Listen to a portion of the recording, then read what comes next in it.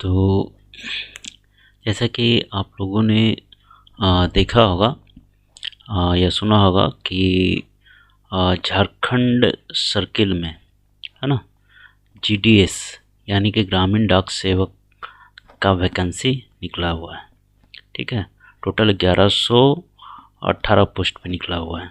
ठीक है, GDS का वैकेंसी निकला हुआ है झारखंड सर्किल के लिए। ठीक है, तो इसका नोटिफिकेशन मैं आप लोगों के सामने दिखा रहा हूँ और इस नोटिफिकेशन में मैं कौन कौन सा पोस्ट है और क्या क्या एजुकेशनल क्वालिफ़िकेशंस चाहिए उसके लिए, ठीक है, और क्या क्या एज रिलैक्सेशन है, किस तरह हम लोग फॉर्म को भरेंगे, ये सारा कुछ अभी हम आप लोगों को इस वीडियो में बता रहे हैं। तो आप लोग इस वीडियो को शुरू से अंत तक देखिए, ठीक है, और मेरे चैनल को लाइक कीजिए, सब्सक्राइब कीजिए और बेल आइकन को जरूर प्रेस कर दीजिएगा ताकि मैं जो भी वीडियो भेजूँ, ठीक है, डालूँ, उसका नोटिफिकेशन आप लोगों को मिल जाए। तो चलिए देखिए, जैसे कि यहाँ पे देख रहे हैं आप लोग, notification for the post of ग्रामीण डाक सेवक साइकिल 3 2020-2021। तो ये साइकिल 3 ग्रामीण डाक सेवक का निकला हुआ झारखंड सर्किल के लिए, ठीक है, जो कि 10 नवंबर 2020 को निकला हुआ है। ठीक है, अब देखिए इसमें जैसे कि जो प्रोफाइल है, जैसे कि ब्रांच पोस्ट मास्टर का, जिसको BPM शॉर्ट में कहते हैं। ठीक है, तो ये जो प्रोफाइल यानी ब्रांच पोस्ट मास्टर के जो प्रोफाइल के बारे में दिया है कि उसको क्या क्या करना है। ठीक है, तो ये ब्रांच पोस्ट मास्टर को क्या क्या करना रहता है, तो ब्रांच पोस्ट मास्टर को, ठीक है, ये यहाँ पे देखिए इंडियन पोस्ट पेमेंट बैंक, इससे रिलेटेड सारा काम उसको देखना रहता है। ठीक है, इससे रिलेटेड जितना भी काम होता है, जितना भी प्रोसेसिंग होता है, इसका सारा रिस्पॉन्सिबिलिटी इस ब्रांच पोस्ट मास्टर के ऊपर रहता है। ठीक है, और आपका जितना भी उस ब्रांच में, ठीक है, उस ब्रांच में जितना भी काम होगा, जैसे कि the overall management of postal facilities, maintenance of records, upkeep of hand held device, laptop equipment, ये सारा कुछ ट्रांजैक्शन वगैरह, मार्केटिंग वगैरह, ठीक है, यानी पोस्टल फैसिलिटी, जितना भी पोस्टल फैसिलिटी है, अगर कोई भी पोस्ट ऑफिस में कुछ भी लेटर वगैरह आता है या कोई भी पार्सल आता है, तो वो सारा कुछ मेंटेनेंस, वो सारा कुछ उसको मतलब रखना, उसको डिलीवर करवाना, ये सारा कुछ रिस्पॉन्सिबिलिटी उसके ऊपर रहता है। Maintenance of records, post office में जितना भी रिकॉर्ड्स है कस्टमर्स का, ये इंडियन पोस्ट पेमेंट बैंक की सबसे रिलेटेड जितना भी रिकॉर्ड्स है, वो सारा रिकॉर्ड को मेंटेन करना इसी के ऊपर रहता है। जितना भी हैंड हेल्ड डिवाइसेस है, जैसे कि और भी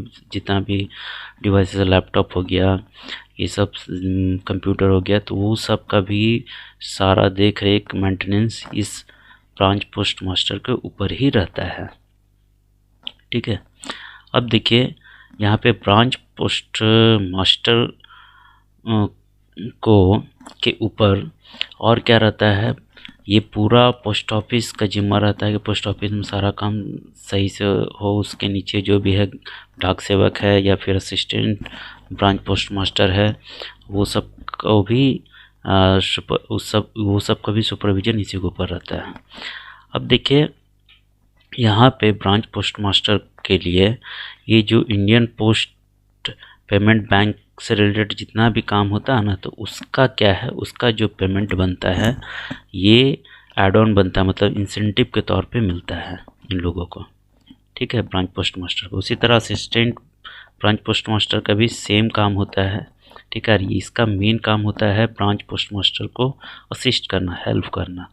तो इसका भी जो इंडियन पोस्ट पेमेंट बैंक से रिलेटेड जो भी काम रहता है, वो काम के लिए, ठीक है, इसको भी इंसेंटिव के तौर पे मिलता है उसका पेमेंट। अब आ जाते हैं डाक सेवक। डाक सेवक में क्या होता है, डाक सेवक जो भी है इसका काम क्या है कि assistant post master and branch post master के ऑर्डर को फॉलो करना। तो उसमें जो भी पार्सल्स, लेटर्स आते हैं, उसको क्या करना, उसका मेंटेनेंस करना, उसको डिलीवर करना, ये सारा डाक सेवक का काम होता है। और भी RMS ऑफिस में भी बहुत सारे पार्सल जो आते हैं वो सारे को का भी मेंटेनेंस इसके ऊपर होता है, ठीक है। और इसको भी यहाँ पे क्या होता है, अगर आपका इंडियन पोस्ट ऑफिस से related, Indian post payment bank से रिलेटेड कोई भी काम अगर आता है इसके ऊपर, तो इसके लिए भी यहाँ पे इसको इंसेंटिव बेसिस पे पेमेंट मिलता है। अब देखिए, ये जो इंसेंटिव वाला हम बता रहे हैं इंडियन पोस्ट पेमेंट बैंक का, ठीक है, ये डाक सेवक और आपका असिस्टेंट ब्रांच पोस्ट मास्टर और ब्रांच पोस्ट मास्टर, तो ये जो इंसेंटिव मिलता है। इसके बाद जो ये लोगों का फिक्स है जो पे स्केल है ना, तो वो ग्रेड वो मिलता है और उसके ऊपर ये इंसेंटिव मिलता है इंडियन पोस्ट पेमेंट के लिए, ठीक है। चलिए अब आ जाते हैं कि अब टाइम रिलेटेड कंटिन्यूटी अलाउंस, जिसको कि मतलब कि ये इंसेंटिव के अलग, मतलब कि जो एक फिक्स है सरकार की तरफ से कि कितना किसको मिलेगा किस पोस्ट के लिए, तो ये आ जाता है इस पे। तो इसको हम लोग बोलते हैं टाइम रिलेटेड कंटिन्यूटी अलाउंस, मतलब कितना टाइम वो काम करेगा तो उसको सरकार की तरफ से इतना पेमेंट मिलेगा। जैसे ब्रांच पोस्ट मास्टर को 12,000 मिलेगा, तो कितना, तो मिनिमम TRCA फॉर 4 आवर, अगर 4 घंटा वो काम करता है तो लेवल 1 के अकॉर्डिंग उसको पेमेंट मिलेगा 12,000 ब्रांच पोस्ट मास्टर को, और असिस्टेंट ब्रांच पोस्ट मास्टर और डाक सेवक को 10,000 रुपया, ठीक है। अब आ जाते हैं, अगर मिनिमम TRCA फॉर 5 आवर, अगर 5 घंटे के लिए वो काम करता है तो ब्रांच पोस्ट मास्टर को 14,500 मिलता है और assistant branch post master and डाक सेवक को 12,000 रुपये मिलता है, ठीक है। और इसके ऊपर अगर वो इंडियन पोस्ट पेमेंट बैंक का काम करता है तो इस पे उसका इंसेंटिव बनेगा। अब चलिए एलिजिबिलिटी पे आ जाते हैं। एलिजिबिलिटी पे सबसे पहला एज, तो एज जो है वो 18 से 40 साल होना चाहिए UR कैंडिडेट के लिए, मतलब जनरल कैंडिडेट के लिए 18 से 40 साल एज होना चाहिए, जो कि 40 साल एटलीस्ट उसका 12 नवंबर 2020 को कंप्लीट हो जाना चाहिए, ठीक है। अब देखिए इसमें एज रिलैक्सेशन मिलता है, SC/ST वाले लोग को 5 साल का एज रिलैक्सेशन मिलता है, OBC वाले लोग को 3 साल का एज रिलैक्सेशन मिलता है। और जो इकोनॉमिकल वीवर सेक्शन है, मतलब अगर आर्थिक स्थिति से कमज़ोर है तो उसको कोई रिलैक्सेशन नहीं मिलता है। और अगर PWD कैंडिडेट है, पर्सन विद डिजेबिलिटी, उसको 10 साल का, ठीक है। अब PWD अगर OBC में है तो 13 साल का, PWD अगर SC/ST है तो उसको 15 साल का एज रिलैक्सेशन मिलता है, यानी 40 साल से ये सब प्लस हो जाएगा। अब देखिए आ जाते हैं एजुकेशनल क्वालिफिकेशन। तो एजुकेशनल क्वालिफिकेशंस में जो कैंडिडेट इस फॉर्म को फिल कर रहे हैं उसको 10th पास आउट होना चाहिए, सारे सब्जेक्ट में पास आउट होना चाहिए, ठीक है। अब वो इधर किसी स्टेट बोर्ड से पास हो या फिर आपका सेंट्रल बोर्ड से पास हो, तो किसी बोर्ड से उसको या तो स्टेट बोर्ड से या सेंट्रल बोर्ड से पास होना चाहिए उसको, या फिर यूनियन टेरिटरीज से, ये सब से पास होना चाहिए उसको बोर्ड से। अब देखिए इसमें भी एक कंडीशन ये है कि उनको क्या है, उनको जो 10th का जो सब्जेक्ट है उसमें मैथ्स उसका होना चाहिए और इंग्लिश, ये दोनों में भी पास होना चाहिए, और ये दोनों सब्जेक्ट उसका होना चाहिए, ठीक है। And having been studied as compulsory elective subjects conducted by any, ठीक है, तो ये सब में पास होना चाहिए, ठीक है। अब इसके बाद एक compulsory knowledge of local language, उन लोगों को लोकल लैंग्वेज आना चाहिए, जो जिस सर्किल के लिए अप्लाई कर रहे हैं उसको उस सर्किल का लोकल लैंग्वेज आना चाहिए, ठीक है। तो जैसे झारखंड सर्किल के लिए अगर अप्लाई कर रहे हैं तो झारखंड सर्किल का लोकल लैंग्वेज आना चाहिए उसको। तो आप लोगों को लोकल लैंग्वेज आना चाहिए, जैसे कि झारखंड सर्किल के लिए लोकल लैंग्वेज हिंदी है, ठीक है, तो वो आना चाहिए। और हिंदी जो है 10th के सारे सब्जेक्ट में एक कंपलसरी या इलेक्टिव सब्जेक्ट होना चाहिए। ये जो हिंदी है 10th स्टैंडर्ड में यानी मैट्रिक में ये कंपलसरी या फिर इलेक्टिव में ये सब्जेक्ट होना ज़रूरी है, ठीक है। तो देखिए किस स्टेट के लिए क्या लोकल लैंग्वेज चाहिए ये दिया हुआ है यहाँ पे, देखिए है ना, names of circle and official languages of the state और union territory under each circle. देखिए यहाँ पे आप लोगों को झारखंड के लिए, है ना, झारखंड के लिए दिया हुआ है हिंदी लोकल लैंग्वेज, है ना, local language as for the postal circle. तो हर स्टेट के लिए यहाँ पे लोकल लैंग्वेज दिया हुआ है, किस स्टेट के लिए क्या लोकल लैंग्वेज चाहिए। तो चलिए, ये हो गया लोकल लैंग्वेज आना चाहिए, झारखंड के लिए हिंदी चाहिए। अब आ जाते हैं हम लोग, अब एक और चीज़ चाहिए क्वालिफिकेशन में, बेसिक कंप्यूटर ट्रेनिंग। यानी जो कैंडिडेट फॉर्म फिल कर रहे हैं तो उनको कम से कम एक सर्टिफिकेट होना चाहिए 60 डेज का, यानी 2 महीने का कंप्यूटर कोर्स का सर्टिफिकेट होना चाहिए। ठीक है, कंप्यूटर कोर्स के ट्रेनिंग का सर्टिफिकेट होना चाहिए। ठीक है, जैसे DCA वगैरह होता है तो सबका एटलीस्ट कम से कम 60 डेज का यानी 2 महीना का सर्टिफिकेट होना चाहिए। और अगर वो सर्टिफिकेट नहीं है तो अगर उसका 10th में या 12th में, अगर आपका 10th या 12th में कंप्यूटर एक सब्जेक्ट है, ठीक है, तो भी काम हो जाएगा। तो आप लोगों को ये अलग से सर्टिफिकेट की ज़रूरत नहीं है। अगर आपके मैट्रिकुलेशन में, जैसे कि where a candidate has studied computer as a subject in matriculation और क्लास 12 और एनी अदर हायर क्वालिफिकेशन, ठीक है, तो अगर 10th या 12 में या कोई भी हायर एजुकेशनल क्वालिफिकेशन में अगर कंप्यूटर एक सब्जेक्ट है तो उसको एक्स्ट्रा एक कंप्यूटर सर्टिफिकेट का ज़रूरत नहीं है, उससे काम हो जाएगा। ठीक है, अब देखिए यहाँ पर रेसिडेंस आता है, तो जो भी ब्रांच पोस्ट मास्टर के लिए अप्लाई कर रहे हैं तो उनको क्या है, एक रेसिडेंस इस ब्रांच पोस्ट ऑफिस के लिए अवेलेबल कराना होगा, जो कि सारा इसका क्राइटेरिया है वो आप लोगों को यहाँ से पढ़ कर आप लोग समझ सकते हैं। ठीक है, अब चलिए, अब जो है GDS पोस्ट के लिए अप्लाई करने के लिए नॉलेज ऑफ साइकिलिंग आना चाहिए, मतलब साइकिल चलाना आना चाहिए। तो अगर इसमें दिया है कि अगर कैंडिडेट अगर स्कूटर या मोटरसाइकिल चलाना जानता है, ठीक है, उसके पास ड्राइविंग लाइसेंस है, डैट मीन्स इसका मतलब ये समझा जा सकता है कि वो साइकिल चलाना जानता है।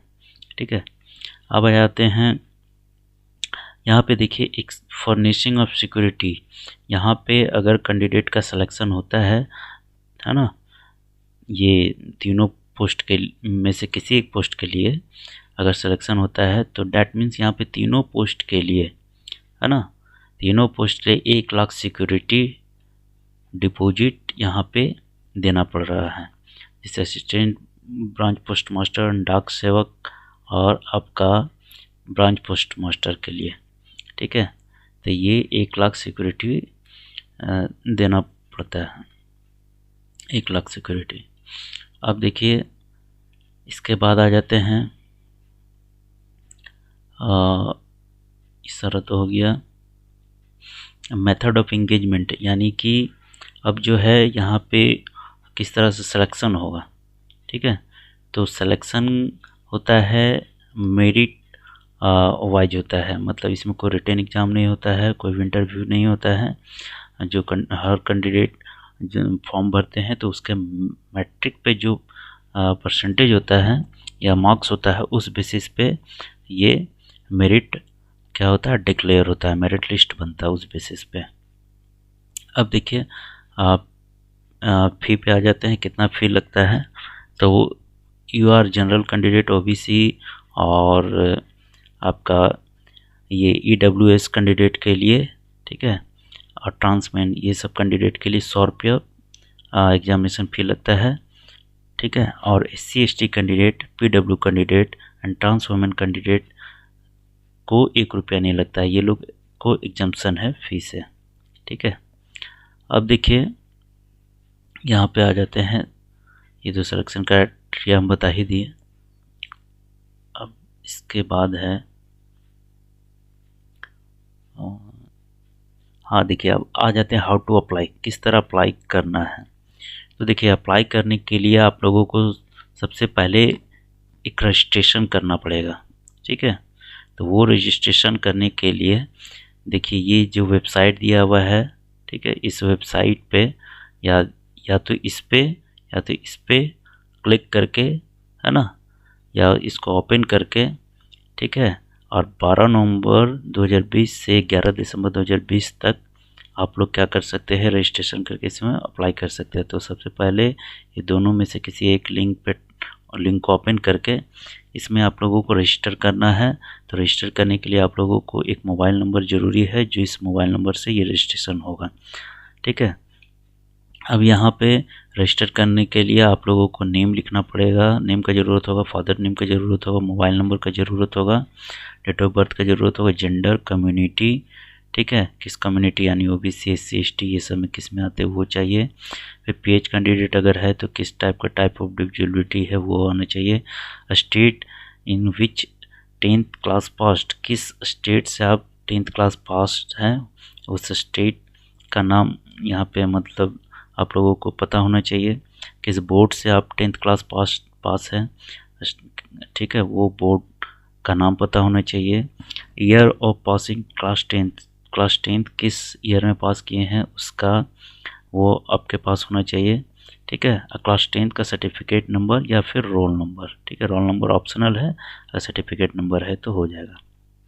ये कुछ होना चाहिए रजिस्ट्रेशन करने के लिए। सबसे पहले आप लोगों को रजिस्ट्रेशन करना होगा। रजिस्ट्रेशन करने के लिए ये सारा चीज़ आपको होना चाहिए। रजिस्ट्रेशन करने के बाद आप फिर क्या कर सकते हैं, लॉगिन करके अपने फॉर्म को फिलअप कर सकते हैं। ठीक है, तो रजिस्ट्रेशन करने के बाद आप लोग लॉगिन करके क्या कर सकते हैं, अपने फॉर्म को फिलअप कर सकते हैं। फॉर्म फिलअप करने के बाद आप लोग फी पेमेंट कर सकते हैं। तो फी पेमेंट करने के लिए आप किसी भी हेड पोस्ट ऑफिस पे जाकर के आप फी पेमेंट कर सकते हैं या फिर आप लोग ऑनलाइन पेमेंट भी कर सकते हैं। ठीक है, तो अब देखिए किस किस पोस्ट ऑफिस में आप जाकर पेमेंट कर सकते हैं। तो ये यहाँ पे टच करेंगे हम लोग, तो यहाँ से हम लोगों को सारा पोस्ट ऑफिस का लिस्ट आ जाएगा यहाँ पे, जहाँ पे पेमेंट कर सकते हैं आप लोग। ठीक है, और ऑनलाइन पेमेंट अगर कर सकते हैं, credit card, debit card, net banking, ये सब से भी आप लोग ऑनलाइन पेमेंट कर सकते हैं। ठीक है, अब देखिए जब फॉर्म आप लोग फिलअप कीजिएगा तो उसमें क्या क्या डॉक्यूमेंट का ज़रूरत होगा और कितने साइज में वो डॉक्यूमेंट सारा अपलोड करना होगा आप लोगों को। तो देखिए क्लास 10th का कौन सा सर्टिफिकेट चाहिए आपको, एसएससी सर्टिफिकेट है ना, यानी कि क्लास 10th का आप लोगों को चाहिए पासिंग सर्टिफिकेट, वो चाहिए किस फॉर्मेट में चाहिए, जेपीजी या जेपीईजी फॉर्मेट में चाहिए, और 200 KB का ही चाहिए, 200 KB से ज़्यादा नहीं होना चाहिए। ठीक है, और नोट एक्सीडिंग A4 साइज, और A4 साइज से ज़्यादा नहीं होना चाहिए। ठीक है, ये होगा। ठीक है, पहला चीज़। दूसरा चीज़ क्या है, दूसरा मार्कशीट चाहिए। ठीक है, मार्कशीट भी जेपीजी या जेपीईजी फॉर्मेट में चाहिए, ये भी 200 KB से ज़्यादा नहीं होना चाहिए और A4 साइज से ज़्यादा नहीं होना चाहिए। ठीक है, अब आ जाइए इस पर डेट ऑफ बर्थ प्रूफ के लिए एडमिट कार्ड, या फिर अगर डेट ऑफ बर्थ अगर आपके मार्कशीट या पासिंग सर्टिफिकेट में है तो आपको एडमिट कार्ड अलग से नहीं चाहिए। अगर डेट ऑफ बर्थ आप ये दोनों अपलोड किए हैं, इसमें अगर डेट ऑफ बर्थ नहीं है तब ये चीज़ आपको चाहिए। जिस सर्टिफिकेट में आपका डेट ऑफ बर्थ है, एडमिट कार्ड में जनरली डेट ऑफ बर्थ रहता है, तब ये इसको अपलोड करना है जेपीजी या जेपीईजी फॉर्मेट में। ठीक है, अब है कंप्यूटर सर्टिफिकेट। अगर कंप्यूटर सर्टिफिकेट है तो ये आपको यहाँ पे अपलोड करना है जेपीजी या जेपीईजी फॉर्मेट में, जो कि ये भी 200 KB से ज़्यादा नहीं होना चाहिए और A4 साइज से ज़्यादा नहीं होना चाहिए। अगर आपका 10th 12th या ग्रेजुएशन वगैरह में क्या है कंप्यूटर नहीं है, तब ये कंप्यूटर सर्टिफिकेट आपको अपलोड करना है। अगर आपका 10th 12th या किसी हायर क्वालिफिकेशन में आपका कंप्यूटर एक सब्जेक्ट है तो इस सर्टिफिकेट अपलोड करने की ज़रूरत नहीं है। अब कम्युनिटी सर्टिफिकेट यानी SC ST OBC वाला सर्टिफिकेट, ठीक है, यहाँ पे आपको अपलोड करना होगा। फिर फ़ोटो भी यहाँ पे अपलोड करना हो, जो कोई जेपीजी एंड जेपीईजी फॉर्मेट में होना चाहिए। 50 KB से ज़्यादा का नहीं होना चाहिए और इसका पिक्सल भी दिया हुआ 200 से 230 पिक्सल का होना चाहिए ये। ठीक है, सिग्नेचर 20 KB का होना चाहिए, 140 से 60 पिक्सल का होना चाहिए, इससे ज़्यादा का नहीं होना चाहिए। सर्टिफिकेट ऑफ डिजिबिलिटी अगर PWD कैंडिडेट है तो वो सब अपना यहाँ सर्टिफिकेट PWD सर्टिफिकेट यहाँ से अपलोड कर सकते हैं। तो क्या है 200 KB और A4 साइज से ज़्यादा नहीं होनी चाहिए। ठीक है। ट्रांसजेंडर जो है जो लोग, वो भी यहाँ मतलब वो उनके लिए है ट्रांसजेंडर सर्टिफिकेट, उनको अपलोड करना है। 200 KB से ज़्यादा नहीं होनी चाहिए, A4 साइज से ज़्यादा नहीं होना चाहिए। ठीक है। तो ये सारा कुछ था। और ये हेल्पलाइन नंबर है, अगर आप लोग कुछ हेल्प, अगर लोगों को क्वेरी है तो इस हेल्पलाइन नंबर से आप लोग कांटेक्ट कर सकते हैं, या फिर इधर इस मेल पे आप लोग मेल कर सकते हैं। ठीक है।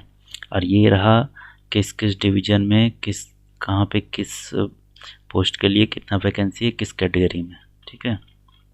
इसके बाद लास्ट में आप लोगों को सीट जो आपका है कम्युनिटी वाइज, यहाँ पे सीट का डिस्ट्रीब्यूशन दिखाया गया है। टोटल 1118 सीट है। यहाँ पे सारा कुछ OBC SC ST PWD candidate general ये सब का डिस्ट्रीब्यूशन किया गया है। तो आई होप मैंने आप लोगों को अच्छे से समझा दिया है फॉर्म को फिलअप करने के लिए। और इसका मैं एक और सीक्वेंस डालूँगा, उसमें मैं आप लोगों को ऑनलाइन फॉर्म फिलअप करके दिखाऊंगा। तो मेरे वीडियो को सब्सक्राइब ज़रूर कर ले, ताकि मैं अब आगे का जो वीडियो डालूंगा इसमें ऑनलाइन रजिस्ट्रेशन करके दिखाने वाला हूं आप लोगों को, और ऑनलाइन फॉर्म फिलअप करके दिखाने वाला हूं, तो उसका नोटिफिकेशन आप लोगों को मिल जाए। तो थैंक यू फॉर वॉचिंग।